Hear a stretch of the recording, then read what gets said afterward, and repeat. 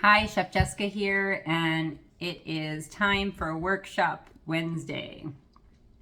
Today I am going to be talking about running your business like a business, and that means having it be profitable for the long term and really getting out of that feast or famine mode. So let's get into it. A lot of the things I'm going to be talking about, I will be expanding on greatly in my upcoming live event, and that's on Facebook, September 17th. It will be recorded, so if you can't make it live, a replay will be sent to everybody who registers. So let me know if you have any questions. It's not just for people who are starting their business. There's going to be a lot of information for people who are looking to grow their business and get more clients. All right, so let's get into building your business like a business. So I've been having my business builder calls this past week with some chefs, and I've been doing my free just 15-minute coaching calls, just really helping people kind of pivot, redirect their business. So I've learned a little bit during this time, and this is really going to be at the basis for a lot of what I'm talking about. So first thing I want to talk about is structuring your business.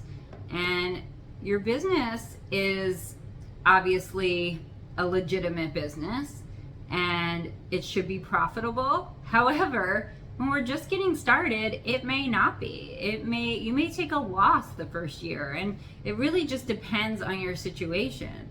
The most important thing is for you to really understand the tax implications and the tax laws of how you structure your business. So what does this mean? I have structured my business as a sole proprietor. I have structured my business as an LLC, and I am now as an SCorp. So I have experience with different types of structuring. I live in California, which is an extremely heavily taxed state on businesses, and it's not always friendly to small business owners. And so I have learned things the hard way for sure, especially after almost 24 years now in this business. One thing I want to start out by saying is that if you do not have a CPA, you're really doing yourself a disservice. A CPA is worth their weight in gold, especially a good one. I love my CPA. He has saved me thousands of dollars, and he is so informative. He's so helpful. You know, I've had him now for over 20 years, and I tried to one year do my taxes without him, and I was so lost. I ended up getting a tax bill for like $6,000. Whereas with him, I would usually get something back. It wasn't a lot, but I would get something small back. And, you know, as my business grew, he really explained to me how to make the most of tax deductions and structuring my business in a way that was beneficial to myself. Now, a lot of people like to structure their business as an LLC. In California, if you open an LLC, whether or not you make money or lose money, you owe $800 a year regardless. So you could take a loss, but you still owe $800. That can get really expensive, and if you add on all the other taxes that you have to pay. Now, I prefer to structure my business now as an S-Corp, and I pay myself a salary. This allows me to pay taxes through my own salary. So by doing that, I'm paying into Social Security, I'm paying into disability, and then I pay a lot of my expenses out of the business. So things that you can write off are like your cell phone. If you lease a car, you can write off a lease payment. However, if you own that car, you cannot write off a car payment, a finance payment. You can only write off lease payments. These are things that I would never have known had I not had a CPA. So usually people write off either a lease or their gas. You can't do both. So these are things that a CPA will help you with. I'm not giving, this is purely for informational purposes or entertainment purposes, let's say. I'm not giving you financial advice. I'm sharing with you that having a CPA can really save you thousands of dollars. When you first get started out, there's not always a lot of reason to start an LLC. So a lot of people are proud of themselves that they started an LLC. They think it's a milestone in their business, and in my opinion, it's just a milestone that you're going to be paying a lot of taxes. So I choose not to structure as an LLC. I recommend when you first start out, a sole proprietorship is fine, although then you can't pay into Social Security and things like that. So talk to your CPA and find out what's best for you, but structure your business in a way that it's not going to cost you a fortune just to be in business. If you're just starting out or you don't have a huge clientele, you don't want to end up costing yourself money by paying a lot of taxes. And again, this depends on what state you are in. Some states are more favorable to small businesses than others. I just happen to live in a state that loves to tax small businesses, and I love California, don't get me wrong, because I actually really love living here, but I just feel like it's very expensive to start a business here. So secondly, let's talk about pricing your services. This was another thing that I noticed with talking with a lot of chefs this week, is that when they're pricing their services, they're pricing in a way that it's gonna, again, promote that feast or famine. So if you're pricing hourly, or you're lowball pricing for items, like one of my chefs was charging, I don't know, I think he charged like $70 for a beautiful cake, and that was including the food, the ingredients. I mean, so what, if he made like $25 for a cake that took him like 7 hours? I don't know. These are things that are not going to promote your business long term. And it's not necessarily going to bring in more customers. So you have to structure your business in a way that's really going to allow you long-term financial success. How many things do you see nowadays that when you purchase, they immediately put you on a subscription? I mean, look at Amazon, Subscribe and Save. It's everywhere. Everywhere now is like a monthly bill. Everything's monthly. And a lot of times they are inexpensive. You may not even notice it coming out, like Netflix or Hulu, whatever it is. It's a monthly subscription. They have to know how much money they're bringing in every single month. If you were able to say, this month I don't really feel like Netflix, and turn it off and re-sign, they would have a lot less money than if you were saying, okay, every single month I am going to pay for Netflix. So that's the same exact thinking of getting your clients on a retainer. You have to know how much money you're bringing in every month. Otherwise, this is sort of just like a gig. So if you understand the difference between a gig and a business, you will understand the difference between charging one-offs and charging retainer pricing. Charging one-offs is a gig. Retainer pricing is more like a business. Now, I am all about in-home catering. I think in-home catering is a great way to boost your income, and you can make thousands of dollars of extra money a month. However, I feel that it is more beneficial to focus your time on getting retainer clients and getting in-home catering from your retainer clients. So you're not necessarily substituting your income from your retainer clients with in-home catering, you're adding to it.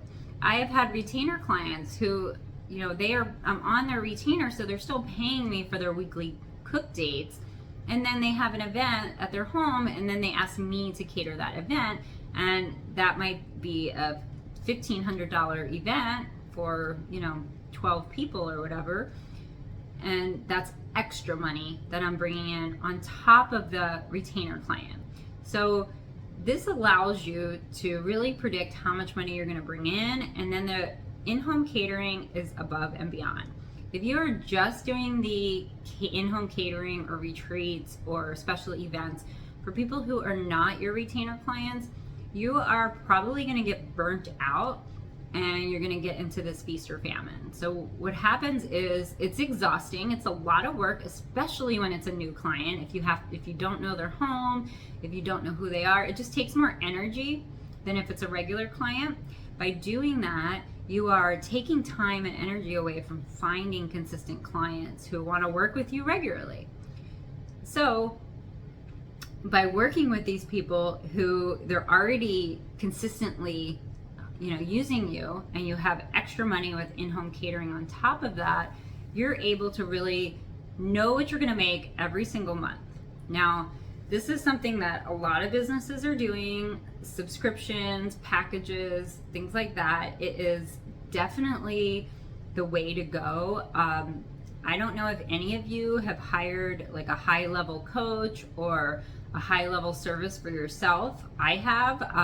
I've spent thousands of dollars on people supporting me on my business over the years, and typically you may get in with them on a lower rate, and then if you want to work with them more, it's like you commit to working with them long term.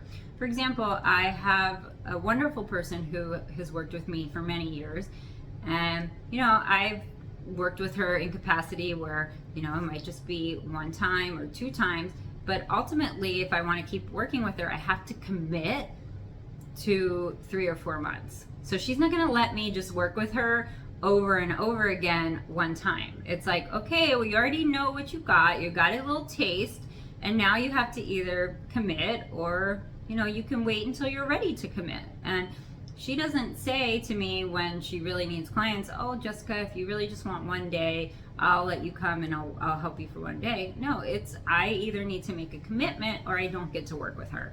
And I've learned a lot. That's how I changed my business structure many, many years ago to support myself to be able to work long term. I just could not survive any longer on $300, $400, $500 checks with the occasional $1,000 or $2,000 coming in from a dinner party. It's too much of a high or low. So to run your business like a business, you really need to look at your pricing and decide if this is a gig or a business. Lastly, what I want to talk about running your business like a business is building your brand. And what's your brand? Your brand is you. You're the brand. So you really need to showcase you and who you are. And one of the things I noticed as well when I had these business builder calls this week, and I've noticed this for a while in selling my course on how to start and sustain a personal chef business. Sometimes people would buy my course and they'd want some coaching, and I would research them because I like to research people when I work with them and see how I can help them. I look at their website, I look at all their social media pages and see what the client sees. Sometimes I can't even tell who these people are. All I see is possibly their business name, maybe pictures of food, but you might not be able to tell if it's a male or a female, how old they are. You know nothing about them. When you really see someone's picture, you really connect with them a lot more. And by not showing who you are, by not showing your face, by not talking about yourself in the way of what you enjoy about this, results you can give to your clients, who you've worked with, those types of things, you really are doing yourself a disservice. So you have to learn to sell yourself, and that can be really hard for some chefs. So that's something that it's not just about the cooking, it's about selling you, selling who you are, selling the results you're going to give. That is huge. That's what people want to hear. They want to know who you are, who you've worked with, what you've done in the past. And you don't necessarily need to name names, but let's say you've worked with professional athletes. There was a time where I worked with a lot of MLB players. I may put that in my about page where I worked with professional athletes, and then it's going to attract other professional athletes because they're going to see, oh, Chef Jessica worked with professional athletes before. So these are things that you know your brand, you know who you are, you know what you offer, but talk about yourself and show yourself. If I can't tell if you're 16 years old or 30 years old, that's a problem. We really should see you and know who you are. I mean, there's chefs out there, they just have like a silhouette of them on their page or a caricature. I personally just think that's going to be a lot harder for them to get clients because clients want to know about you. You're the brand. So figure out how to structure your business by talking to a CPA. Figure out how to price your services for the long term so you're not in the feast or famine mode. and build your brand by talking about yourself and selling yourself and showing who you are. These are things that are going to help you run your business like a business. And if you're interested in the event that I'm having coming up, let me know. I'm super excited to offer this. I have my course, and it's just it's definitely a lot more expensive to purchase the self-study course. I give a lot in that course. This is going to be one-on-one, me talking with chefs talking with each other, me sharing the information over the years of how I built my business and how to market, how to get clients, how to structure your business, how to price, all of that. So I hope to see you there, and let me know your questions.